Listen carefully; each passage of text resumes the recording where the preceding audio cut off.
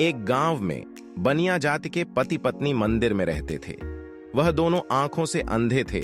उनके पास ना तो धन था ना औलाद थी और वह शिव के बहुत बड़े के भक्त थे। हर रोज विधि विधान के साथ शिव की पूजा करते थे। चाहे आंधी तूफान आ जाए लेकिन पूजा करना नहीं छोड़ते थे। एक दिन शिव ने सपने में आकर कहा कि मैं तुम्हारी भक्ति से बहुत खुश हूं। मैं तुम्हें साक्षात दर्शन दूंगा। आप जो चाहो मुझसे उस दिन वरदान मांग सकते हो।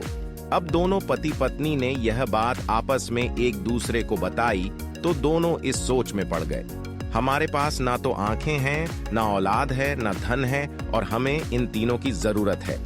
अब किस तरह से भगवान से वरदान मांगा जाए? अब आप बनिए, बुद्धि का कमाल देखिए।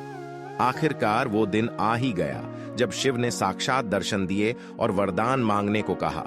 मैं तुम दोनों की भक्ति से बहुत खुश हूं और आज आप जो चाहे मुझसे वरदान मांग सकते हो।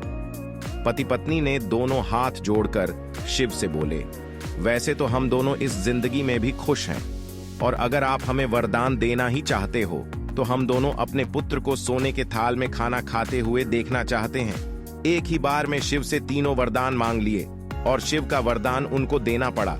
उनकी तीनों इच्छाएं एक साथ पूरी हो गई। धन, पुत्र और आंखें तीनों ही एक साथ मिल गईं।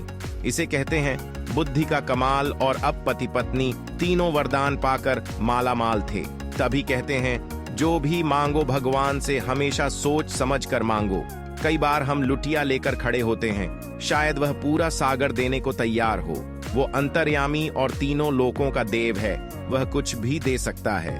हमारा मांगने का तरीका अच्छा होना चाहिए। बुद्धि के बल पर छोटा और अनपढ़ आदमी भी बहुत बड़ा काम कर सकता है। इंसान की शक्ल चाहे कैसी भी हो, लेकिन वह बुद्धि के बल पर बहुत कुछ कर सकता है।